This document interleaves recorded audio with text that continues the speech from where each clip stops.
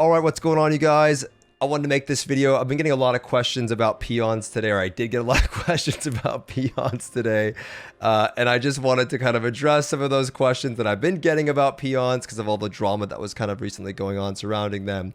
And more so, what I actually think is the real issue with peons, Pheons, whatever they're called today. When I first started playing the game, I hated Pheons. I couldn't stand them, okay? I got so much shit from the community for talking badly about peons. I was new to the game. People have been playing the game for a while. They told me about the system that they had previous to peons, which was called repackaging. So back in the day in Lost Ark, before peons or Pheons, you had the seller of an item. If you don't know what Pheons are, it's basically a tax for using the auction house. The tax was placed on the seller, not the buyer. And nobody wanted to use the auction house. Nobody wanted to sell anything. And it was really bad for the game. They then switched to the Pheon system where now the buyer is taxed, which is typically what you see in, just in general in a lot of free-to-play games where the buyer is taxed in general for using the auction house. And I gave that system a lot of crap because I thought it was bad for the game. It was confusing, and players that had played the game for a long time, they said I was wrong. I don't understand. And I remember even to this day, I got in a call with a guy named Shin, who I still talk to this day. He's been playing the game for years in Korea. And me and him were debating until about 4 in the morning about Pheons and why I thought they were bad for the game. But I want to talk about what I realized after playing the game for quite some time. So in Russia, there were significantly less people playing, right? Significantly less people playing. And I went and rolled on the global version on NA East. I play on a Zena because I knew that more people play on the East Coast when it comes to video games than they do on the West Coast. And I wanted an active auction house market despite playing, or living, I should say, in California. Now, the reason I did that is because it was so damn hard for me to find an accessory or a necklace that I wanted. And it's still kind of difficult sometimes to find even a accessory with the right stats that you want in our version of the game, because you need crit, you need agility, you need grudge or whatever. It's hard to find the one that you want. And on Russia, I would have to stay up till about 5 in the morning sometimes. It would take me 6-7 hours, I'm not kidding you, to craft an accessory set for my character to create a build for the end game because there were so few options out there. And then I realized that what would happen is people would put up maybe one of these accessories for an insane amount of gold. And then maybe at some points, people would snipe lower cost accessories. It was so hard to get the one that I wanted. And why these tax typically, a lot of you are probably aware of this, why these Pheon or tax-like systems exist in free-to-play MMOs where they heavily rely on your ability or heavily rely on the market in general, is because bots exist, players will flip accessories all day, and that's not good for the game either because you won't be able to find the accessory that you want at an affordable price because people will just completely just buy out the accessory. They'll buy it out and resell it for more. And you'll never be able to get the one that you want because, that happens in a lot of other games, but not so much as it does in Lost Ark because you really interact with the auction house more than I've seen in other MMOs, more than World of Warcraft, for example. So much so that not only is there a Pheon tax or a tax for buying items, but also there's a limited amount of times an item can be resold, right? There's a cap on how many times you can trade or sell an item. And in markets where there aren't any Pheon costs attached to them, this happened in the beta as well. The system again has been changed over time, and the cost of Pheons, attached to items are altered all of the time. It's not always the same set cost. It's changed throughout time depending on how much those items are worth or how many players are in that current tier. When items aren't attached to Pheon costs and you can just kind of buy them and flip them at will, there are some issues there. We saw it in the beta when there was only a 1 Pheon cost attached to engraving books. My friends were making a bunch of gold off the beta by just flipping books all day. And the same goes with fish. So there's a meme online of me where I'm aware that the fish market is being botted right now. So I've been buying fish at 1 gold with the plan of just selling fish down the road because I know how much fish will be worth down the road.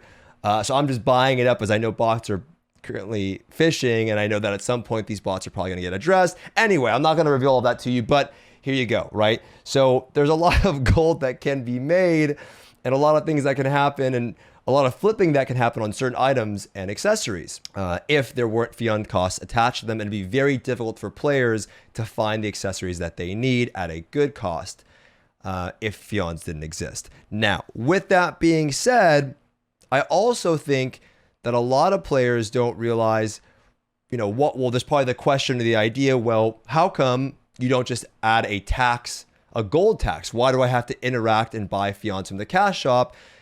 This is where people assume that it's kind of like a money grab, right? Because you get it from the cash shop. Well, the reason why Pheons cost blue crystals is because of the crystal exchange, right? The crystal exchange, which by the way, crystals are tanking in value, which I said was going to happen. And it's a good time to maybe, at some point, maybe buy more blue crystals because they're going down in value. For gold, the reason why they cost blue crystals is to keep this transaction going. In World of Warcraft, they have the WoW token. Players want WoW time. They end up turning their gold into WoW time and vice versa. And the player that wants gold gets gold for that person's. That's how the transaction goes. In this version, well, we need things that cost blue crystals. And in our version, almost nothing costs blue crystals. Previously in Korea, when you wanted that extra loot at the end of the dungeon, it used to cost blue crystals. There's actually a pet vendor over here, and this would also cost blue crystals. You'd have to roll your pet buffs. That doesn't cost blue crystals either in our version. And a lot of these other things, like Mary Shop, for example, a lot of people have probably mentioned to you that Mary Shop is a ripoff, and it's starting to become no longer a deal, right? As the market settles, these are no longer deals. They're there to regulate the price of the economy. And I'll get more into why, but that's an issue in itself. And I'll get more into that at the end of the video because all of what I'm saying sounds so confusing. And that's really the issue. But yeah, here, the same thing as well. Or, these rapport chests, you start getting tons of them in your inventory. Dyes cost blue crystals, but you get so many of them for free that really the last thing that you're actively interacting with in our version is the aura, which in other versions costs real life money. In ours, it costs blue crystal. And then peons, or Pheons. But you don't interact with those that often because once you get your accessory set, like on Russia, you probably keep those accessories for over a year, right? You're not actively interacting with the Pheon system. However, I know in Asmon's case, I know he was quite upset about them. I don't really blame him because when I got into the game, I didn't like it. Number one, I went through the same thing. Just like I see a lot of people online talking. I made this little chart here, my experience in my time. When I first got into the game, I hated engravings like Grudge and Cursed All. I hated it. Didn't like it. I thought, why do I need this? It's unnecessary. It's like this elitist thing. Realized, well, you end up needing them and people will figure that out in time. It's right now you don't feel like you need them, but eventually you're going to realize that you need more damage. You're not doing enough damage and your group's not clearing bosses because of you.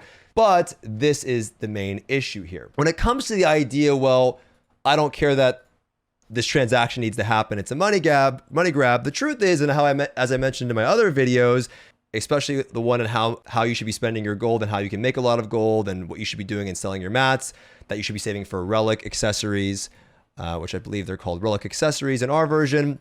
You should be saving for these because these are the ones that actually matter. These are going to be really expensive. Okay, players are not going to be selling relic accessories for 10,000 gold when they come out. They're going to be selling them for 60, 70,000 gold. I'm sure they're not going to be letting those go cheap at all.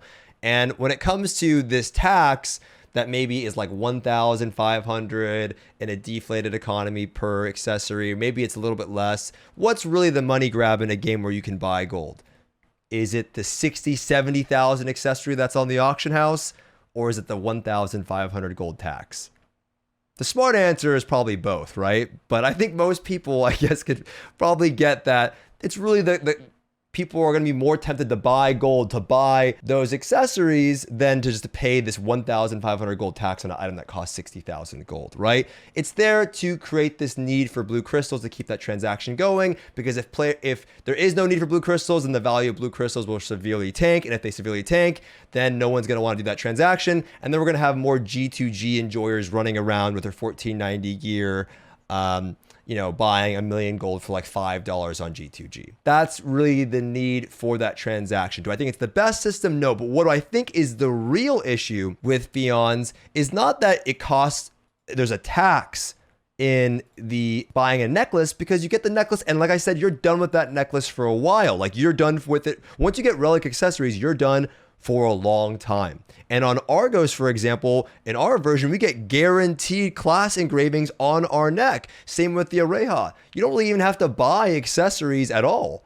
I think the real issue with Pheons is in your ability stone, because these cost Pheons if you want to purchase them, depending on the tier that you're looking at. And unlike the accessories where you know what you're getting, it's RNG. And if you're going to cut a good stone that you're going to end up keeping, right? It's RNG whether you're going to get a stone that's actually good. Maybe you want a 7/7 stone, which is a pretty damn good stone. You know, you're not going to want to recut over and over and over and get taxed on that. And I think that's when the system in particular feels bad, is when you're buying a stone that's actually not that expensive, it's not that good, and you're getting taxed for it. Second thing would be transferring between characters, which in some ways is probably what Asmon is experiencing, right? Joe wants to send him a necklace, right? Joe wants to help out Asmon. It has crit agility on it. Joe thinks he's helping him out, but has some terrible engravings. Asmon's not sure if it's good or not. Ends up accepting it because he thinks it's good. Turns out the neck sucks, and his chat's laughing at him saying that neck is garbage, and he just lost 1,000 gold by accepting some, mail. But it also goes by transferring between your characters. But when you want to put something in your storage and you want to hand it over to maybe one of your alts, it costs Pheons to send these to your alts, right? And that doesn't feel good. There has to be a better way for that. Now, I do understand why they do it, and it is pretty clear in that if a lot of classes, you guys may not know this yet, use either crit, agility, or spec, and they often use grudge, sharp, blunt. These are just super common in engravings, super common accessories that classes use. And what would happen is if you could just freely transfer over your accessories, believe it or not, it's quite easy to get to 1370 and 1415 later on in the game. Right now it's not, but it will be much easier down the road. And what happens is, and what has happened in the past, is players would just make, 6 of the same class, 7 of the same class in the past or more, and they would just transfer over all of their accessories with really no investment whatsoever in the character. And they would farm Argos on a bunch of different of the same class, like 6 blades or 6 scouters that use 1 gem. And they would spam all of these dungeons. No really investment in getting the character to that point. You don't have to buy any accessories, and you're just printing a lot of gold that you'd otherwise have to farm for, adding to the inflation. Additionally, what this would also do is create the expectation amongst alt groups when you sign up that you should have good accessories because they are tradable amongst all of your characters. And if this is an alt group and that's your first character, now I know you don't have good accessories on your main, and that's also another issue. And additionally, the other issue with that as well is then it would create the pressure that you should have more alts because it's so cost effective to have an alt, right? Getting it upgraded in item level is not too difficult. Typically, the accessories are the expensive part. And if you're not spending any gold on accessories, then you should have a bunch of alts, printing a bunch of gold. And then that's also, I think, not healthy for the game. But I still think there's a better way to do that.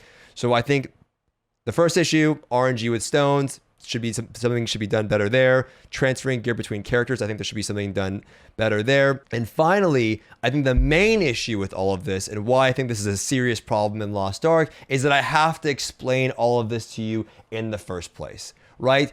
If the system by default made me unhappy and it didn't feel good as a player, then there's something wrong there, right? I don't particularly, whose fault is it, right? I know what a lot of people will say. They'll say things like, oh, well, you have this take because you're conditioned to the game and it makes sense to you now, but it doesn't mean it's right. I mean, I could argue in the same light that you might think it's me being conditioned and being used to the system. I could argue that it's lack of game knowledge on your end, right? It's fair both ways, I would say. But I think the real issue is that although it makes sense, whose fault is it? Is it the player's fault for not understanding the system, or is it the game's fault? I'm going to lean on saying it's the game's fault. There has to be a better way of explaining these systems. There has to be a better way of doing these systems. There has to be a better way. And although they are actively trying and they're giving out Pheons and they're working and they've changed the system and how much things cost over time, if it doesn't feel good, it doesn't feel good, right? I don't think it's the player's fault for not understanding the system as much as people want to bluntly defend Pheons. I do think there is a lot of misinformation going around surrounding Pheons and Pheons or whatever in general, but I think it's not the player's fault. It's the game's fault. Something could be done better, and I think that's always good. I think it's always good to look at systems in the game and see how they could be improved over time, right? I think that's healthy, and that's how you make a good game, right? Everyone just wants to play a good game, and There's not always an easy answer to everything, but that's how you create the answers in the first place, is by having conversations surrounding it. So anyway, just my thoughts on all of it. Wanted to share that here on YouTube. Hope you guys enjoyed the video, and I'll see you all in the next one.